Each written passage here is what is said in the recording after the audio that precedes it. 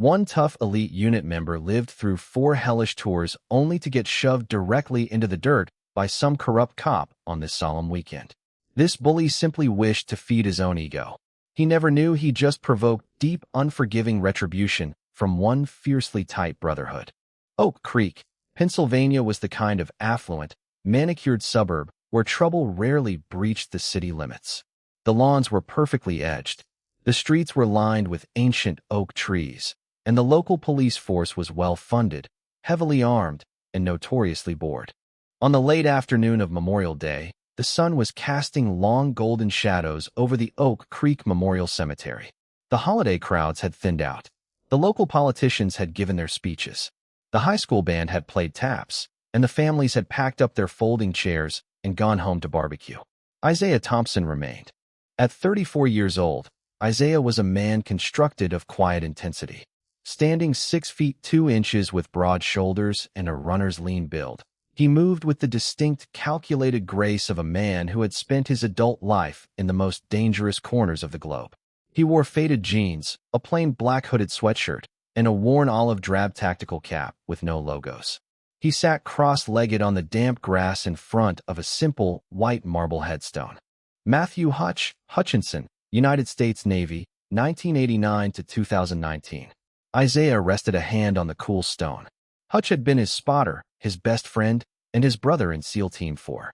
They had survived Hell Week at BUD/S together. They had bled in the dust of Helmand Province together, and Hutch had died in Isaiah's arms during a compromised night raid in Yemen. Memorial Day wasn't a holiday for Isaiah.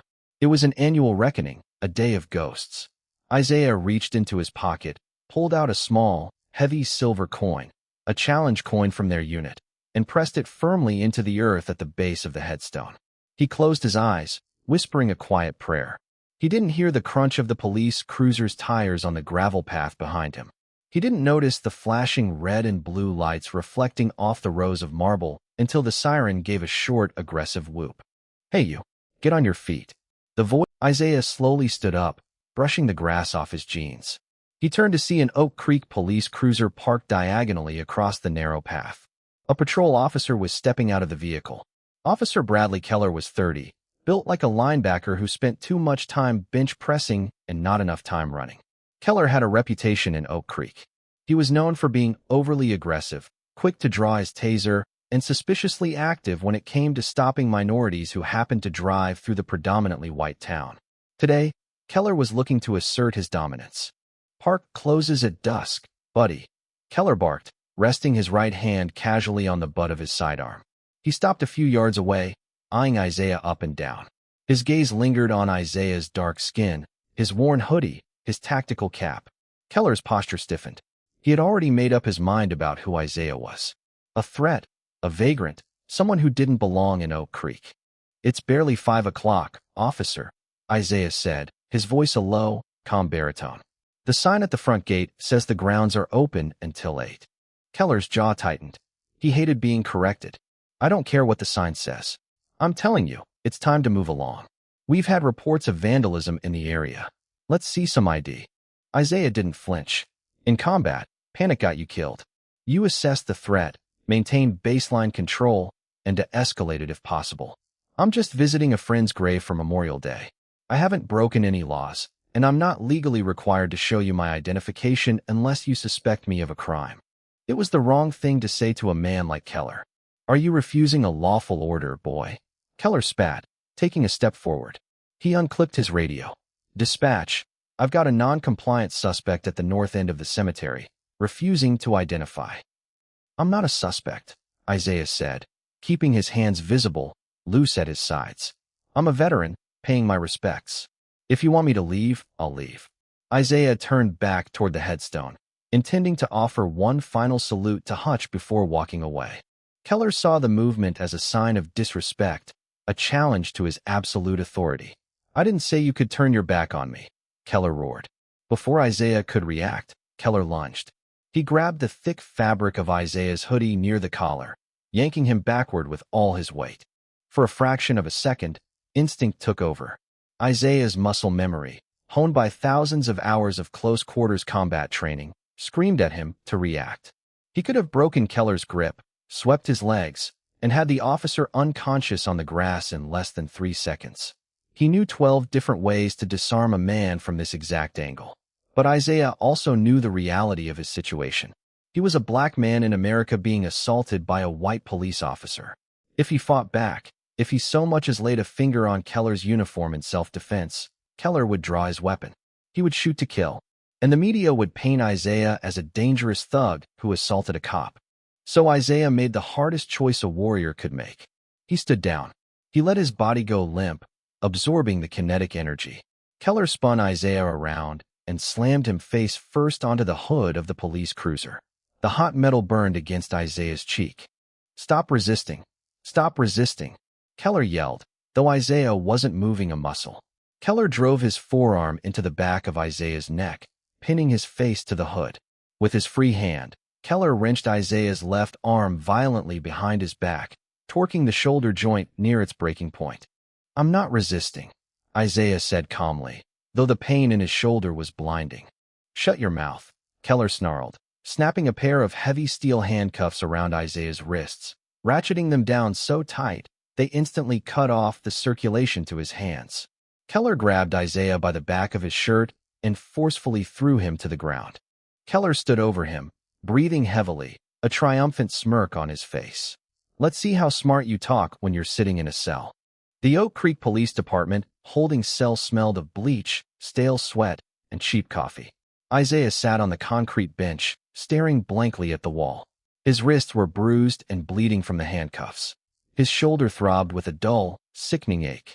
At the booking desk just down the hall, Officer Keller was in high spirits. He was typing up his arrest report, loudly bragging to his younger partner, Evan Reed, who had just returned from a patrol. "Guy was out of his mind," Keller lied, taking a sip of his coffee. "I asked him politely for his ID. He squared up, took a fighting stance, and tried to grab my vest. Had to take him down hard. Textbook defensive tactics." Evan, a rookie who was only 6 months out of the academy, looked nervously down the hall toward the holding cell. "Did he have a weapon?" "No, but he's built like a brick wall. Guys like that, you can't take chances." Charged him with trespassing, disorderly conduct, resisting arrest, and assault on a police officer. Evan frowned. "Assault on an officer? That's a felony, Brad. Are you sure?" "He pushed me," Keller said coldly, his eyes narrowing. "That's assault. The DA will eat it up. Harvey Denton loves these cases. We'll offer him a plea deal for a misdemeanor. He'll take it to avoid jail time, and it's a win on our stats." What Keller didn't mention was the contents of Isaiah's wallet, which was currently sitting in the plastic evidence bin on the desk. When the booking officer had inventoried Isaiah's possessions, he had pulled out a Department of Defense identification card, active duty, rank, Chief Petty Officer, Special Warfare. Keller had seen the card, sneered, and tossed it into the bin. "Probably bought it at a surplus store," he had muttered, "or stole it." Back in the cell, a heavy metal door clanked open. The booking sergeant, a gray-haired man named Miller, walked up to the bars. He looked at Isaiah, noticing the dried blood on his cheek and his rigid military posture. "You get one phone call, Thompson," Sergeant Miller said. "Use it wisely." Miller handcuffed Isaiah in the front and walked him to a wall-mounted phone in the corridor. Isaiah didn't call his mother, who would panic. He didn't call a local defense attorney, who would likely tell him to accept a plea deal and quietly move on. He dialed a number he had memorized years ago, a secure cell phone operating out of a naval base in Virginia. The line rang twice before a deep, gravelly voice answered. O'Connor. Chief Petty Officer Wyatt O'Connor was a legend in the teams. He was Isaiah's commanding officer, a man who had spent 20 years in special warfare and had a chest full of ribbons to prove it. Wyatt was currently at a backyard barbecue in Virginia, holding a beer and watching his kids run through a sprinkler. "Chief, it's Isaiah," Thompson said. The tone of Isaiah's voice, tight, controlled, devoid of emotion, instantly told Wyatt everything he needed to know. Wyatt set his beer down on a patio table. The relaxed father vanished. The operator took over. "Where are you, brother?" Wyatt asked. "Oak Creek Police Department, Pennsylvania. I'm in holding." Wyatt's brow furrowed. "What happened?" "I was at Hutch's grave. Cop didn't like the way I looked. Threw me on the hood. Took me to the ground. They're charging me with resisting and assaulting an officer." Silence hung on the line. It wasn't the silence of surprise. It was the terrifying, heavy silence of a bomb counting down to 0. "Did you lay hands on him, Isaiah?" Wyatt asked quietly. "No, Chief. I took the hit. Didn't want to get shot." "Are you injured?" "Tore my rotator cuff a bit. Cut up my face. Nothing I haven't dealt with before. But they're trying to push a felony on me to cover their tracks." Wyatt took a deep breath. "Oak Creek, Pennsylvania. Who's the arresting officer?" "Name tag," said Keller. "All right. Listen to me carefully, Isaiah. Do not speak to anyone. Do not accept a public defender. Do not sign a damn thing. I'll make the calls. We're getting you out. And then we're going to burn this guy's career to the ground. Sit tight." The line clicked dead. Isaiah hung up the receiver. Sergeant Miller escorted him back to the cell. As Isaiah sat down, he felt a strange sense of peace wash over him. Officer Keller thought he had just arrested a helpless civilian. He had no idea he had just kicked a hornet's nest. 4 days later, Isaiah made bail, posted by a bail bondsman who had received a wire transfer from an anonymous military credit union. He was given a court date for his preliminary hearing, June 15th. The local prosecutor, Harvey Denton, was a slick, ambitious lawyer looking to run for state senate. Denton saw the case file and smiled. A black man assaulting a police officer in Oak Creek. It was perfect red meat politics for his tough-on-crime platform. Denton didn't look past the police report. He didn't check Isaiah's background. He trusted Keller's word, just as he had done dozens of times before. Denton drafted a plea agreement. Plead guilty to resisting arrest and aggravated assault, serve 18 months in a state penitentiary, and pay a fine. He sent it to Isaiah's newly appointed lawyer, a fiery civil rights attorney named Sarah Jenkins. When Sarah sat down with Isaiah in a small conference room in her downtown office, she slid the plea deal across the table. "This is garbage," Sarah said, tapping the paper. "Denton is trying to railroad you. Keller has 4 excessive force complaints in his file, but the department buried all of them. The problem is, it's your word against a decorated local cop in a town that worships the police." Isaiah didn't even look at the paper. "I'm not pleading guilty. If we go to trial and lose, you're looking at 5 to 10 years, Isaiah. You'd lose your military career. You'd lose your pension. You'd be a convicted felon." I said, "I'm not pleading guilty, Sarah." Isaiah's eyes met hers, cold and resolute. "We go to court. We take it to the judge." Sarah sighed, rubbing her temples. "Okay. June 15th, County Courthouse. I'll subpoena the dash cam footage from Keller's cruiser. But they've already told me the camera malfunctioned that afternoon. It's going to be an uphill battle. It's just going to be you, me, and a courtroom full of Keller's buddies." Isaiah allowed a very small, very cold smile to touch his lips. "Don't worry about the audience, Sarah," Isaiah said softly. "I've got some friends coming." The morning of June 15th brought a stifling, oppressive humidity to Oak Creek. Inside the county courthouse, the air conditioning was struggling to keep up with the body heat of a packed room. Harvey Denton, the ambitious district attorney, stood at the prosecution's table, looking exceptionally pleased with himself. He wore a tailored charcoal suit and a confident smirk, shuffling his neatly organized folders. Behind him, the gallery was a sea of navy blue.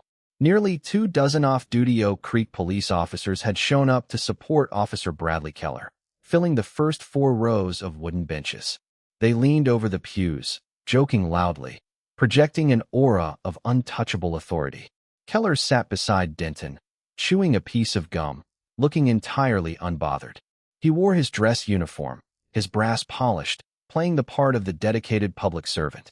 He glanced back at his buddies and offered a casual 2-finger salute. They chuckled. To them, this wasn't a trial. It was a formality, a quick rubber stamping to teach an outsider a lesson. At the defense table, Sarah Jenkins felt a knot tightening in her stomach. She was a brilliant attorney, but she was a realist.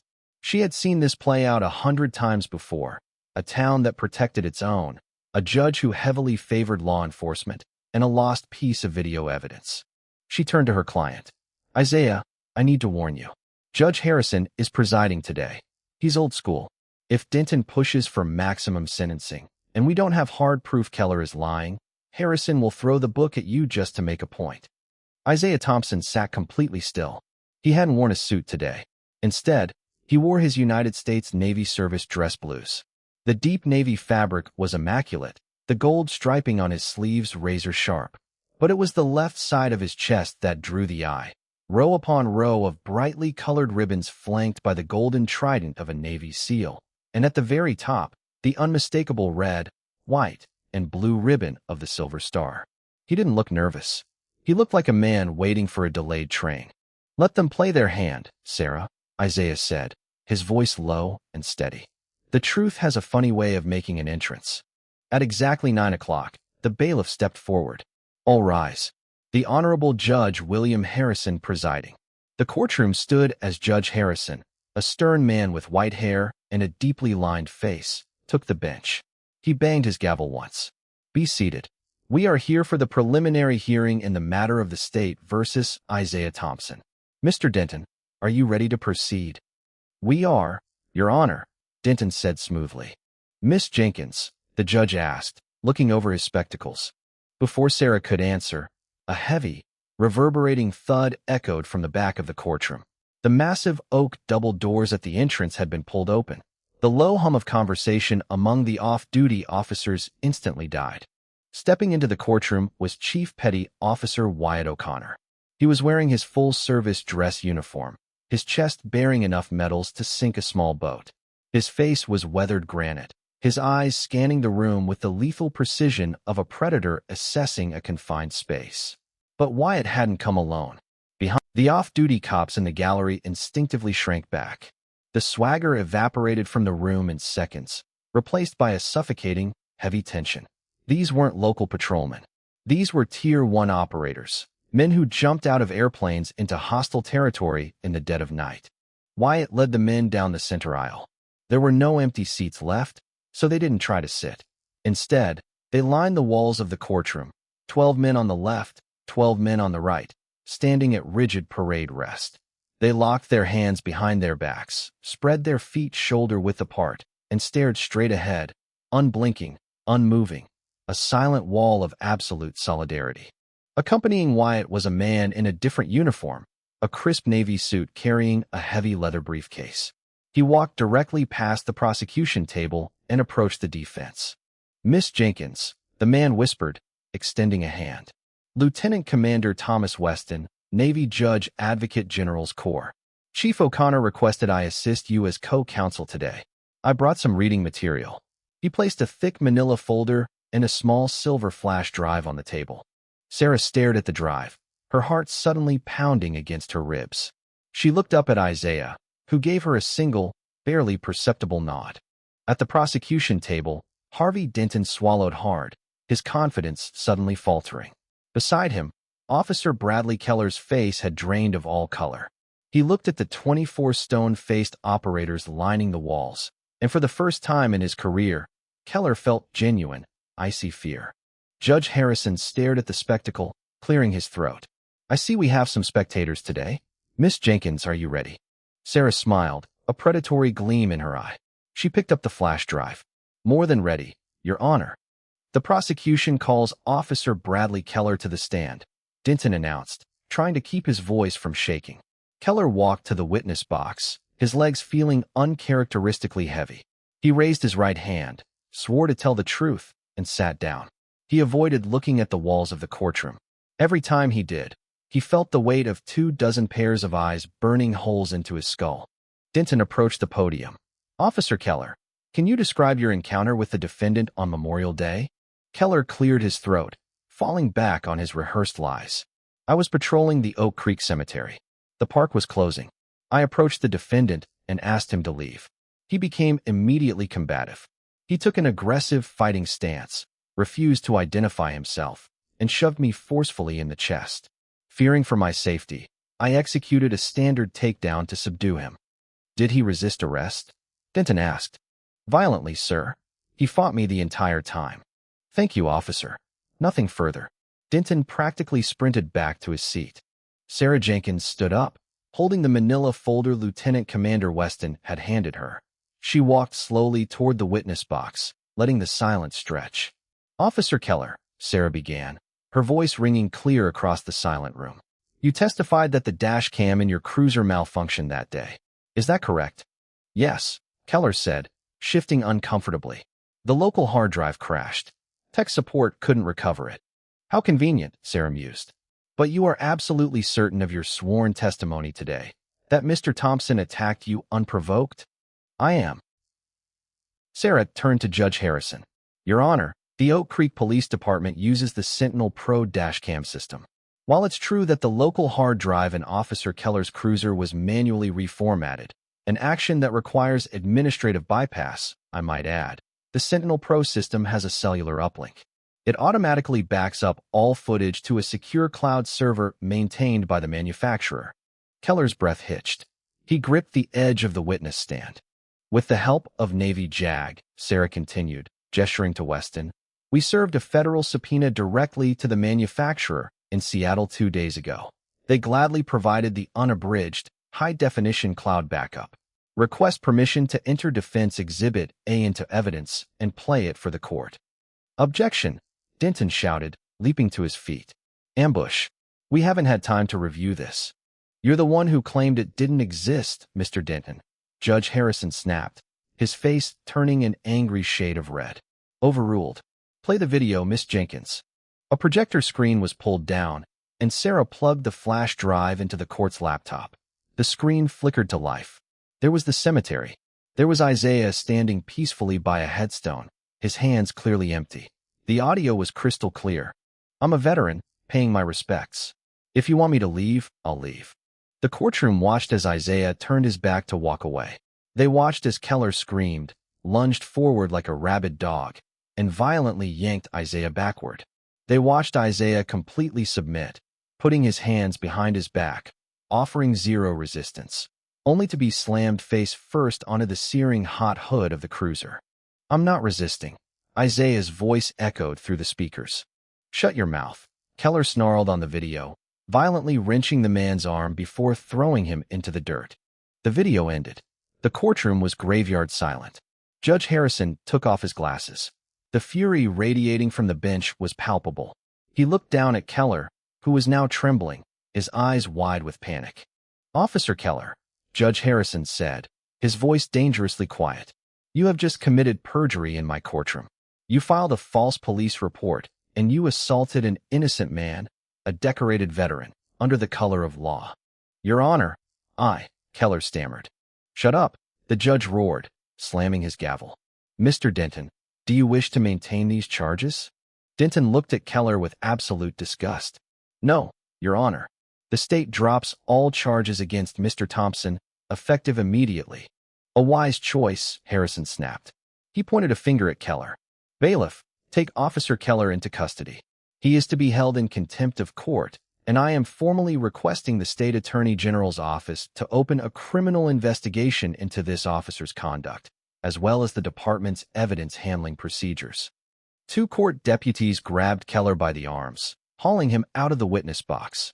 As he was marched down the aisle, he had to pass through the gauntlet of SEALs. Not a single operator moved, but the absolute disdain in their eyes was a heavier blow than any punch. Keller hung his head, his career and his freedom entirely destroyed.